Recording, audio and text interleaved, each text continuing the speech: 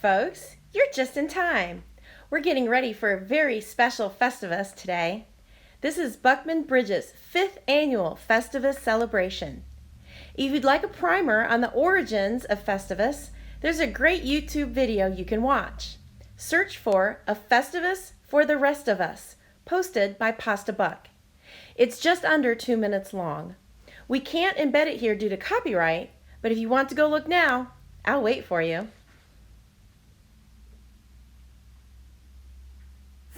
If you are just joining us, welcome to Buckman Bridge Unitarian Universalist Church. We are holding our services on YouTube until the pandemic conditions allow us to meet in person once again. In addition to worship, we are continuing our other opportunities for connection: classes, small group ministries, children's chapel, parent groups, and coffee conversations, all through the magic of Zoom. Check in regularly with the BBUUC website, calendar, Facebook page, and your email for more information on the ways we can keep our inner fires burning bright while we tend the flame from afar. If you are new to Unitarian Universalism, be sure to come back and watch next week's service. You should probably watch last week's service too. While our messages of hope, love, compassion, and service are consistent, our services are as diverse as our theological background. We enjoy a wide array of sermons, queries, poems, readings, songs, and music in our services. I hope you will continue to join us online until we can be together in person again. Our chalice illumination this morning was written by the Reverend Dr. David Breeden. In this holiday season, may we find peace inside ourselves, may we be peace for those around us, and may we renew our commitment to bring peace with justice to our community and the world. May we be peace. For the Seinfeld fans with us today, you probably already know what Festivus is. For everyone else, Festivus is a made-up holiday that was first described to the public in an episode of Seinfeld called The Strike that originally aired in 1997. Let me now read to you from the profound Festivus script. Scene: at the donut shop where Kramer is working. Kramer has begged Frank Costanza to tell him about this new holiday he's heard about. Frank Costanza relates his story. Many Christmases ago, I went to buy a doll for my son. I reached for the last one they had, but so did another man. As I rained blows down upon him, I realized there had to be another way. What happened to the doll? Asks Kramer. It was destroyed, Frank replies. But out of that, a new holiday was born, a Festivus for the rest of us. End scene. For Seinfeld writer Dan O'Keefe, his family actually did celebrate Festivus. While the TV version only bears a very faint resemblance to the original O'Keefe family tradition, what's more important is that people all over the world now celebrate Festivus. Yes, it's true. There is a book, an active website, and lots of YouTube videos, all dedicated to explaining the origins of Festivus and the proper way to observe the rituals. Festivus rituals include the airing of grievances, feats of strength, Festivus miracles, and a traditional dinner of meatloaf or spaghetti. And we'll learn more about these rituals this morning. Perhaps the best-known icon of Festivus, though, is the Festivus pole. Traditionally an unadorned aluminum pole with no branches, lights, or tinsel, because Frank felt tinsel is distracting, its true purpose is to remind us that this holiday is not about things. It's not about buying gifts or hanging shiny lights or the distraction of stuff over concepts. Also, Frank liked the weight-to-strength ratio of aluminum. I say if you are going to create a new holiday and new icons, why not factor in some useful engineering properties? BBUUC has a lovely Festivus pole, which is currently safely stowed in the attic. Here is my personal Festivus pole. Look upon it and be delighted.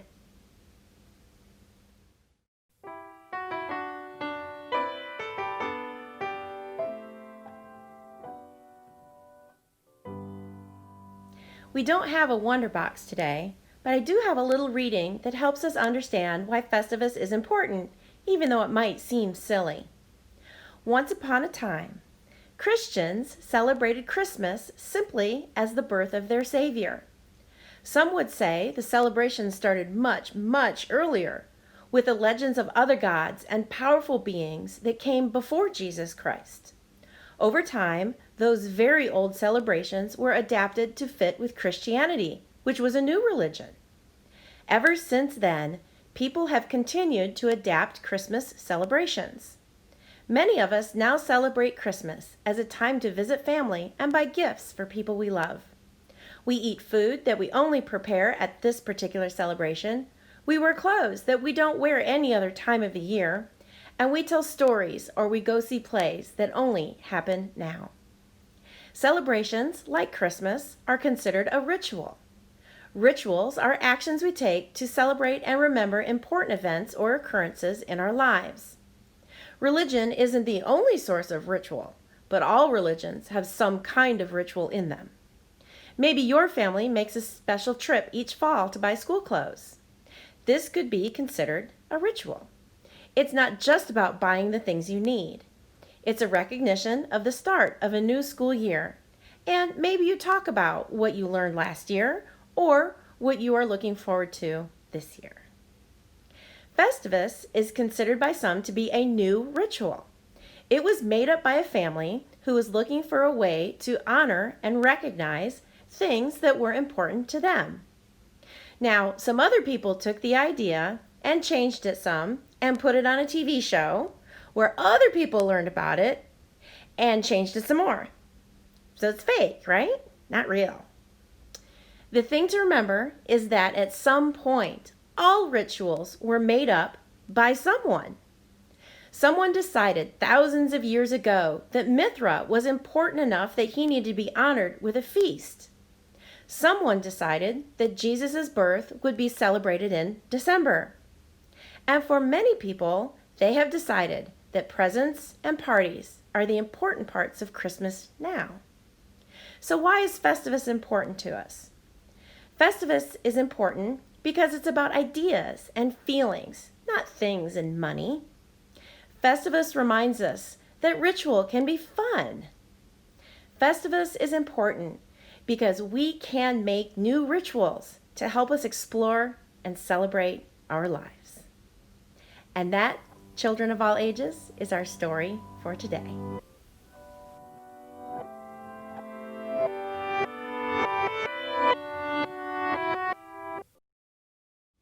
Each week, we set aside time to recognize the ups and downs of life within our congregation. Let us now reflect on the joys and sorrows among us and acknowledge the mutual support of our community. We light a candle of concern and care for Lucy W., who is having surgery this week and is anxious about her recovery. She expresses appreciation for the care that BBUUC is offering. Consider sending a card of encouragement to Lucy. Her address is in Breeze. The caring committee will ask for help for her once it's determined what her needs will be after discharge from the hospital. Stay tuned for updates. We light birthday candles this week for Andrew T., who celebrates on December 30th, for Marie L., and for Veronica W., who both share a celebration with that of the New Year on January 1st. A candle also for Christine R., who has her special day on January 2nd. Happy birthday to all. We light this candle for the new year that awaits us this week with the words of Lois Van Leer. We light this candle on the brink of a new year, letting go of what has been, open and hopeful for what may come, renewed, restored, ready to live life fully anew. May we move forward with intention. We light a final candle for all the joys and concerns that remain unspoken, but in our hearts today.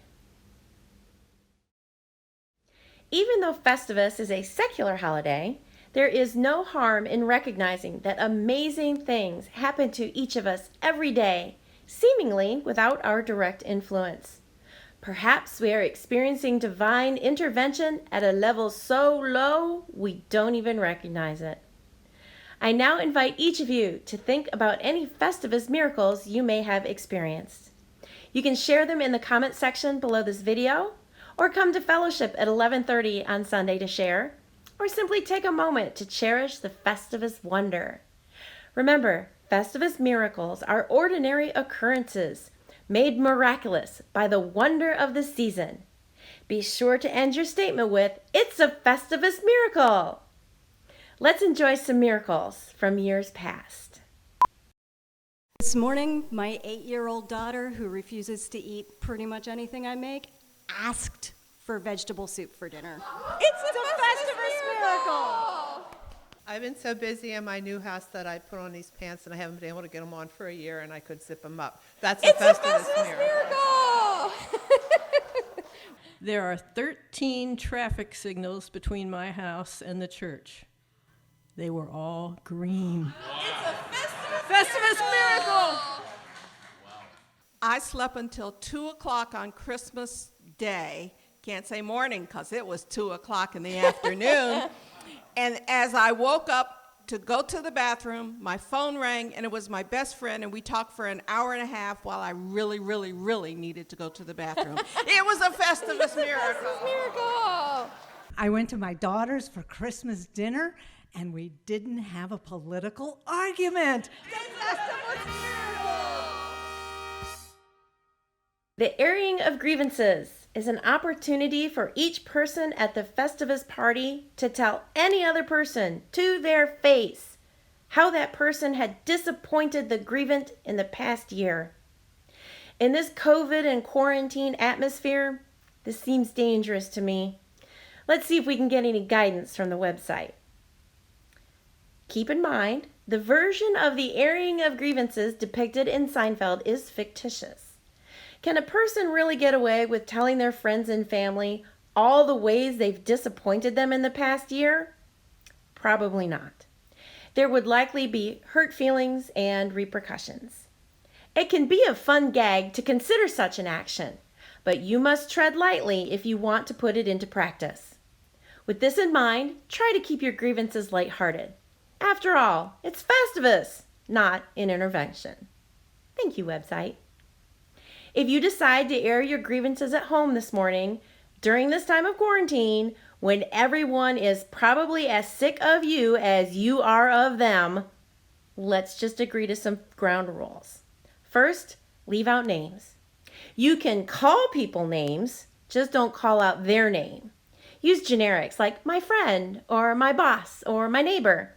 Kids and pets are now coworkers if you're working from home. If you're griping about Starbucks or Walmart or any particular politician, though, feel free to call them out. Second, bear in mind we have a wide age and maturity range watching our service, so watch the colorful language, please. And third, remember, it's all in good fun. Call into mind now some person or people who have grieved you this past year.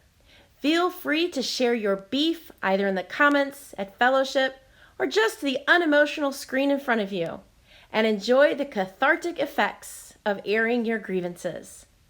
Let's hear once more from the ghosts of Festivus past about what previous folks were grieving. This is a grievance toward grocery stores for all short people. For me, there is no top shelf in the freezer section. It doesn't exist unless a tall person is coming by. And all the vegetables, the frozen vegetables I want, are on the top shelf. So please grieve with me. Coming from Orlando, we have a highway there called Interstate 4. Don't really need to say much more after that, until I moved up here and found Blanding. AT&T Uverse. Need I say more? Alexa, tell me your grievance. My name is Alexa. I'm real. I'm not in a box. Amazon stole my name. They owe me a Prime membership for life. Festivus is a reaction to the massive amounts of conspicuous consumption that for many people have become the reason for the season. Here at BBUUC, many of us are less about stuff and more about education, experience, enlightenment. We are proud of our outreach and supportive efforts for those with fewer resources in our community. Our December virtual offerings will go to the Clothes Closet and Food Pantry, helping people in Clay County who are in a crisis. They believe that by helping a family meet basic needs and or pay overdue rent or utilities, they can enable them to stand on their own again. By enabling people to stay in their homes, they prevent them from having to live on the street. They strive to assist homeless and transient people by meeting immediate needs with food, clothing, toiletries, and blankets. From the beginning, Clothes Closet and Food Pantry has always been operated entirely by volunteers and receives financial donations from churches, businesses, and civic organizations. Each year, hundreds of families are given financial assistance in their time of crisis, which goes towards overdue rent and utilities, medical needs, and other special cases.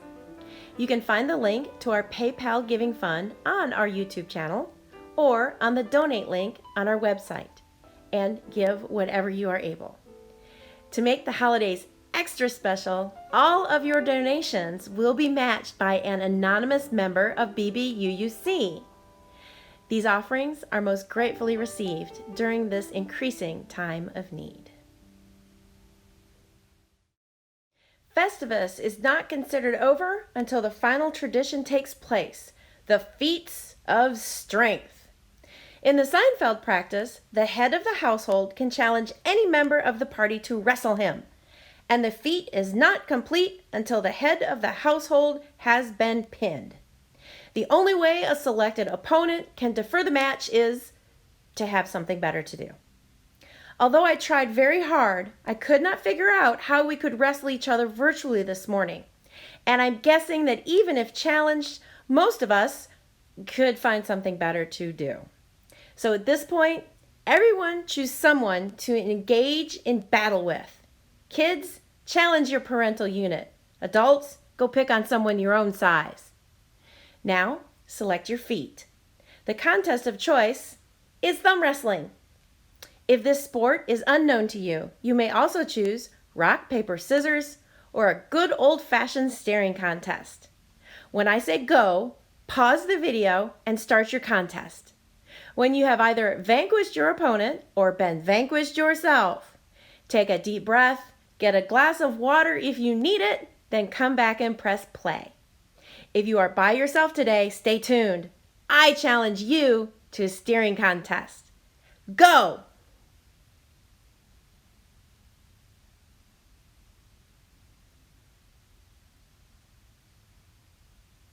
I blinked. Did you win?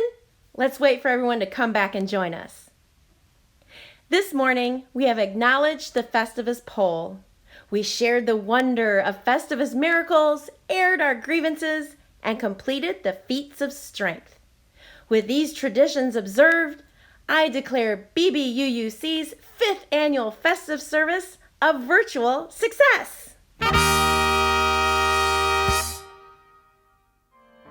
As you go on with your day after the service is over, remember to honor what is important in your life. Not just for Festivus or Christmas or Hanukkah or any other holiday, but all days. Treat others with kindness, mindful that you do not know what burdens they may be carrying. Release from your life that which weighs you down, and keep near you that which lifts you up. And once in a while, air your grievances and perform a feat of strength. Blessed be, namaste, go in peace.